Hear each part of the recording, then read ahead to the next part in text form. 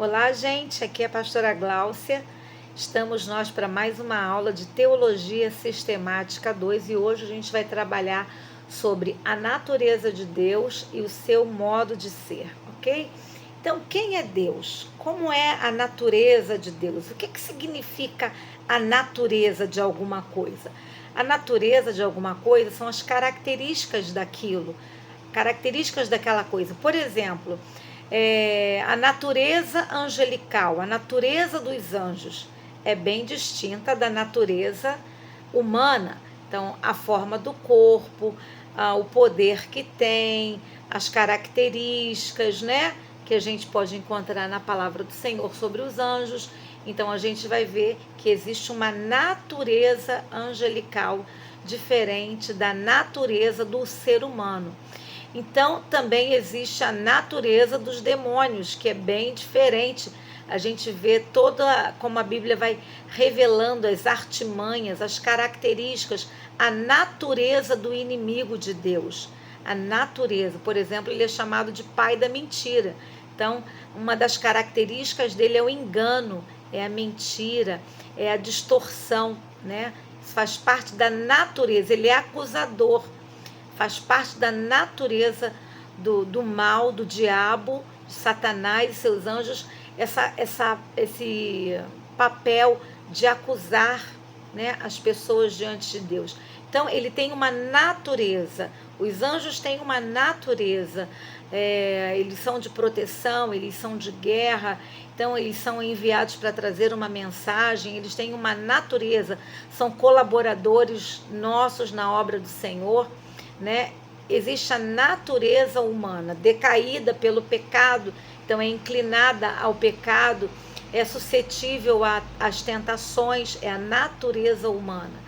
E agora a gente vai ver qual é a natureza de Deus, quais são as características que nos revelam como que Deus é, o que tem, o que a gente pode ver em Deus que a gente enxerga essa natureza de Deus, né?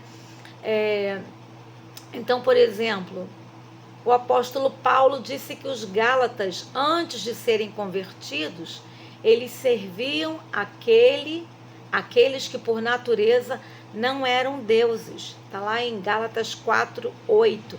Depois você pode conferir, né? Então, ele está falando explicitamente a existência de alguém que por natureza é Deus.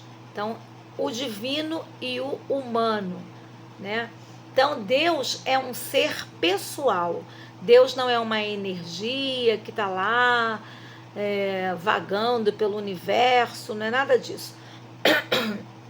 Deus é uma pessoa bem distinta daquilo que fala, por exemplo, o panteísmo. O panteísmo, acho que a gente já chegou até a comentar em alguma aula sobre isso, ele diz que tudo o que é agregado é Deus. Então, a árvore é Deus, o vento é Deus, a lua, o mar, a chuva, a flor. E ele vai fazendo essa confusão de tudo é Deus e Deus é tudo. Então, é uma abrangência tão grande que descaracteriza, que você não consegue mais enxergar realmente essa pessoa que é Deus. Eles confundem, né, a criação com o Criador. Eles acham que é a mesma coisa, tudo é Deus. Deixa eu voltar aqui um pouquinho. Tá, para falar com vocês. Na verdade, como é que a gente consegue compreender essa grandeza de Deus? Né? Ao mesmo tempo que ele é o Criador, ele também deixou uma marca em toda a sua criação. Inclusive, um dos versículos, né? Toda a terra está cheia da sua glória. A gente pode ver a grandeza do Senhor, a gente pode ver Deus, entre aspas, na criação. Mas a criação não é Deus. A criação imprime a característica do Criador, a beleza do Criador, a grandeza do Criador, a majestade do Criador, a sabedoria do Criador, né?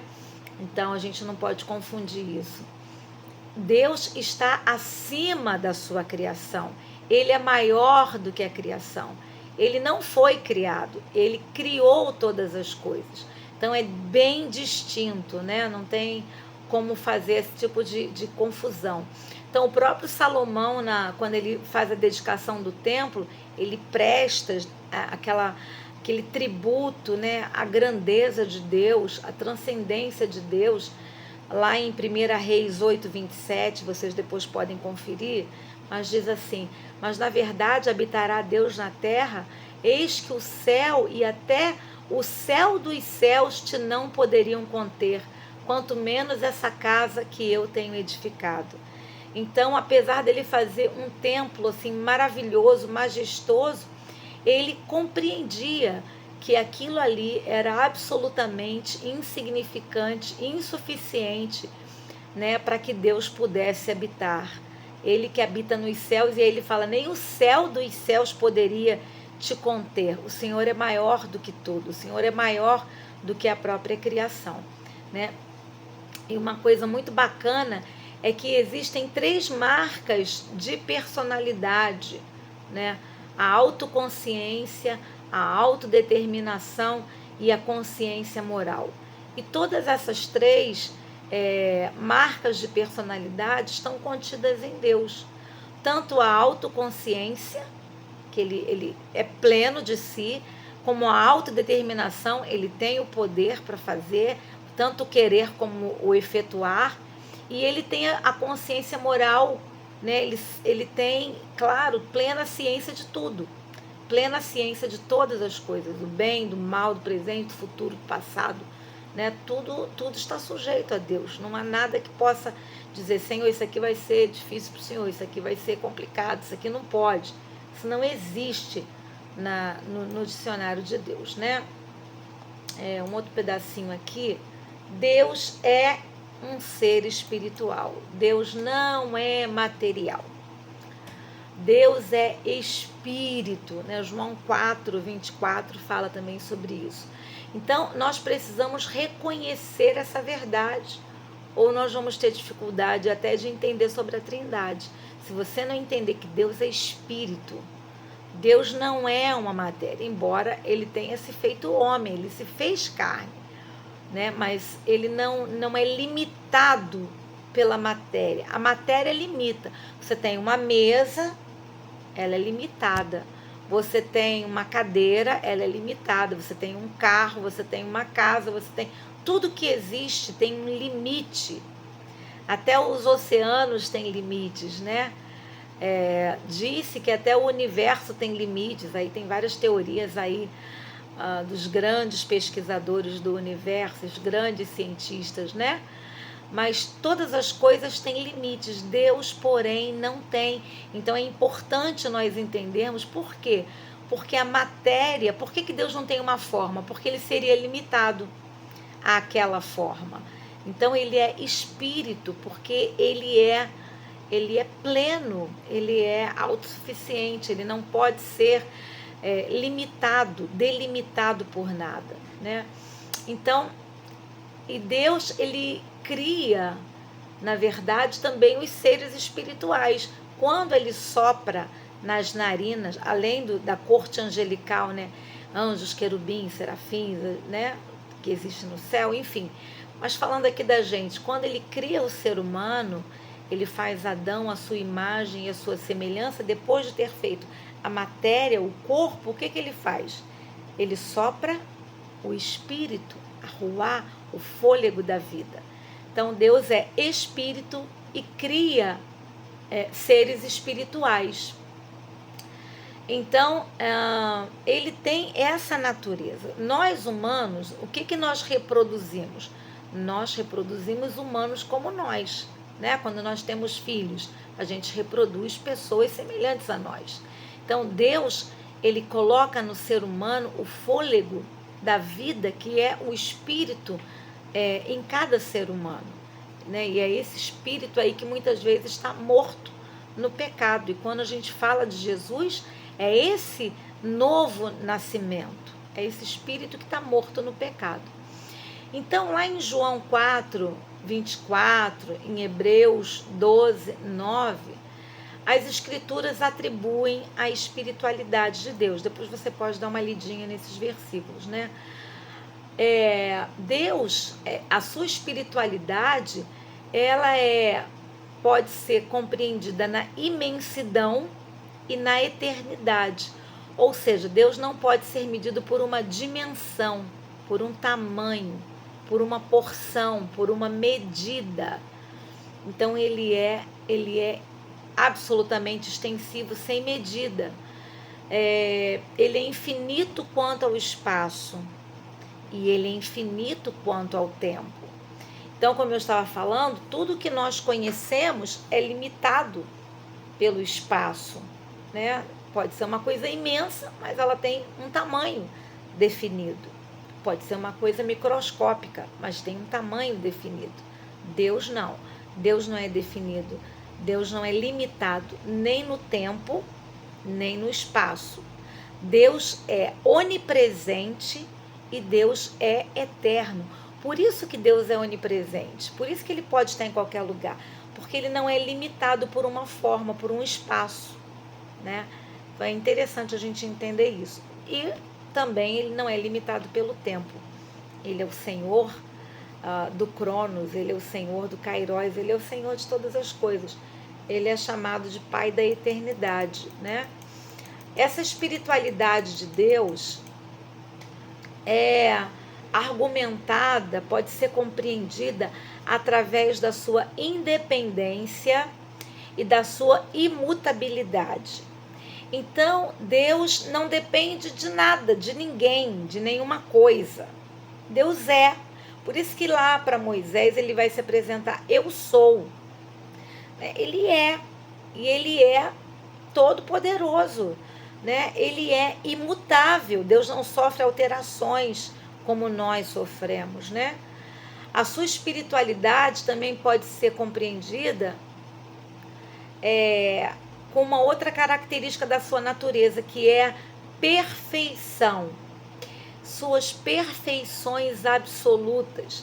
Então, a nossa matéria, não só a nossa humana, né, mas a matéria, né, ela impõe limitações.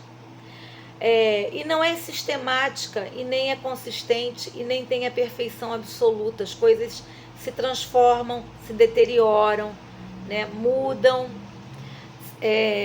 A perfeição aqui, para Deus, é usado num significado mais amplo, não só no sentido de não ter pecado, tá? O Salvador em seu corpo, ele tinha um corpo humano que tinha limites, mas ainda assim ele não tinha pecado. Então isso não significa o que nós estamos dizendo. Ele não podia estar em todos os lugares ao mesmo tempo. Jesus, né? Estamos falando do Filho. Ao mesmo tempo, ele não estava imune à fome, à sede, ao cansaço. Por quê? Porque ele veio em forma, ele veio numa dimensão, ele veio numa matéria, né? E essa matéria, com essa matéria, ele assumiu os limites que essa matéria possuía. No caso, o corpo humano, o próprio tempo, a própria vida aqui na Terra. Então, ele se sujeitou a isso. O Deus Filho, né? Jesus Cristo. Muitas, deixa eu só pegar um finalzinho aqui. Muitas passagens nas Escrituras atribuem parte do corpo de Deus, que vão falar assim, os olhos do Senhor estão procurando, o Senhor inclina os seus ouvidos, o Senhor estende as suas mãos, nós precisamos buscar a face do Senhor, né? Mas aí algumas pessoas vão dizer, então, pastora, tá vendo como é que Deus tem forma? Deus não é espírito, não, Deus tem forma. Não, gente, isso aí é um modo de escrever para que a gente pudesse compreender Deus, né? É um modo figurado, é um modo conveniente para o entendimento humano, porque se o Senhor não fosse falar na linguagem humana, a gente não ia entender nada. A Bíblia é um Deus perfeito, eterno, imutável, espírito, que procurou ferramentas apropriadas para que nós pudéssemos entender e conhecê-lo, né? Então, essa linguagem, Deus tem olhos, Deus ouve, Deus se inclina, Deus estende as suas mãos, a face de Deus, né? Essa linguagem que compara muito com o nosso corpo, com a nossa natureza humana, que é uma maneira de nos fazer compreender esse ser eterno, esse ser imutável, esse ser espiritual. O nome disso é chamado antropomorfismo, tá? Essa palavra, essa linguagem é chamada assim. E o que significa antropomorfismo?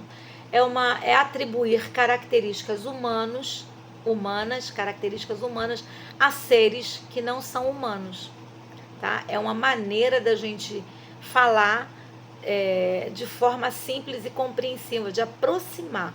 Porque se Deus fosse usar a linguagem totalmente celeste, totalmente do reino espiritual, a gente não ia entender nada, né?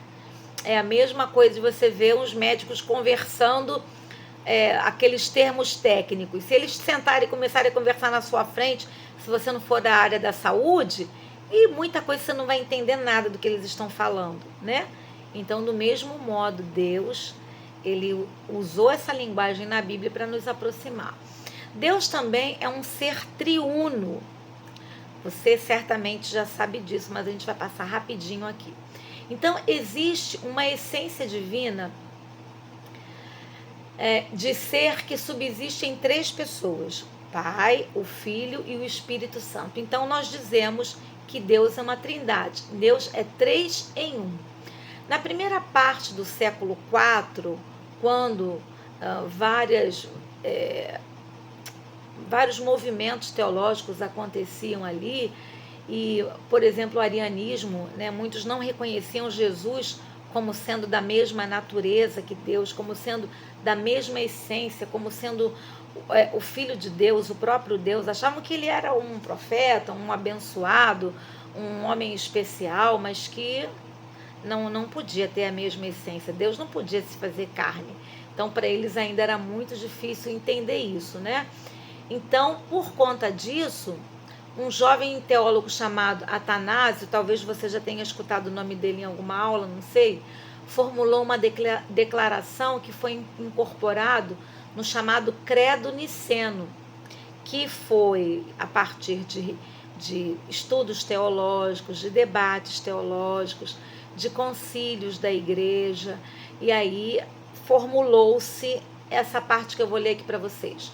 Nós adoramos um Deus na Trindade e Trindade em união, não confundindo as pessoas nem dividindo a substância. Inclusive o Espírito Santo também, antes de isso ser formulado, o Espírito Santo ele é como se estivesse numa categoria inferior, né? Como se fosse menos do que o Pai e o Filho, né? Então aqui não, já se diz que eles têm a mesma essência, o Pai, o Filho e o Espírito Santo, a mesma natureza. Então, de acordo, sim, já falei, com o arianismo, né, que essa palavra é por causa de Ários, ele acreditava que o Filho era semelhante, mas não era a mesma substância que o Pai. Nesse período, não sei se vocês já tiveram a disciplina Cristologia, vocês vão ver assim muitas teorias assim bem diferentes, né? Alguns acreditavam que quando o Cirineu vem segurar a cruz, né, para Jesus na Via Dolorosa, na verdade ali acontece uma inversão, vamos dizer assim.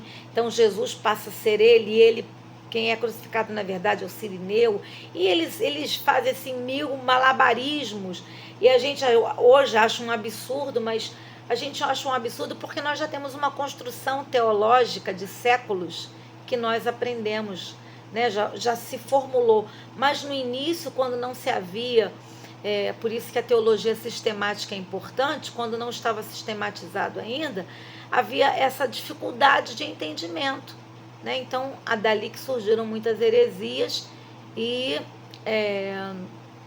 algumas pessoas até foram excomungadas da igreja por conta das suas heresias, tá? Se Deus fosse um ser físico, existindo como a Trindade, ele estaria em 3 partes. E se essas partes fossem pessoas, cada pessoa seria apenas parte de Deus. Mas como Deus é espírito, é 3 pessoas, mas com uma só substância. E cada uma pessoa é em si o todo de Deus, né? Então, por isso que é importante a gente entender que Deus é espírito. Se a gente entender que Deus tem um corpo, aí ele não pode mais ser onipresente, ele não pode ser onisciente, aí a gente rompe esse fio de prata, né? Que a gente não pode, tá? Ai, passei demais, deixa eu voltar um bocadinho aqui. Isso. Então, houve... Essa verdade foi resumida da seguinte maneira: na questão da fonte, da origem e da autoridade, ele é pai. Na questão de expressão, meio e revelação, ele é filho. Na questão de compreensão, realização e recepção, ele é o Espírito Santo. Então, ele desempenha papéis diferentes, né? O Pai, o Filho e o Espírito Santo. A gente entende muito a figura de Jesus como Salvador, entende muito a figura do Espírito Santo como Consolador. A gente, apesar de toda a criação estar reunida, a gente vê muito o Pai como o Criador, né? Ou o Pai, aquele que cuida de toda a criação, aquele que gerou todas as coisas. Então, é importante a gente ter clareza disso, né? Nenhum deve ser desprezado. A Bíblia até diz, né? Ai daquele que entristeceu o Espírito Santo, né? Mostrando ali que o Espírito Santo também tem muito valor. Inclusive, Jesus falou, eu tenho que ir para o Pai para que o Espírito Santo possa vir e começar então o ministério dele junto com a igreja, com a noiva, preparar a noiva para o grande dia das bodas do Cordeiro, tá? Havia um doutor da teologia, o doutor Strong, que em 4 pensamentos ele faz um resumo sobre a diferença entre o trabalho do Pai, entre o trabalho do Filho e o trabalho do Espírito Santo. É interessante, eu vou ler aqui para vocês. Então ele diz, o semear parece ser a obra de Cristo, mas a ceifa é obra do Espírito Santo. Cristo é o órgão da revelação exterior, o Espírito Santo é o órgão de revelação interior. Quer dizer, Cristo foi visto, né, na Galileia, ele andou entre os homens, então ele fez uma obra visível aos olhos nus, aos olhos humanos. E o Espírito Santo é a obra que é dentro do coração, é o convencimento do pecado, é a santificação, é a ousadia para pregar a palavra do Senhor, é a comunhão com Deus. Cristo é o nosso advogado no céu, o Espírito Santo é o nosso advogado na alma, né, que ele vai trabalhando ali, nos libertando, né, quebrando cadeias dentro da nossa alma. Na obra de Cristo nós somos passivos, ele é o Redentor, mas na obra do Espírito Santo nós somos ativos, nós precisamos trabalhar junto com o Espírito Santo. Então, muitas pessoas fazem confusão, inclusive, que nós precisamos ser ativos na obra com o Espírito Santo, né? Às vezes a gente fica pensando que Deus vai fazer tudo. Não. Cristo fez a parte da redenção. Agora somos nós, é o Espírito e a igreja. Eu vou dar uma pausa e já eu gravo a segunda parte. Deus abençoe.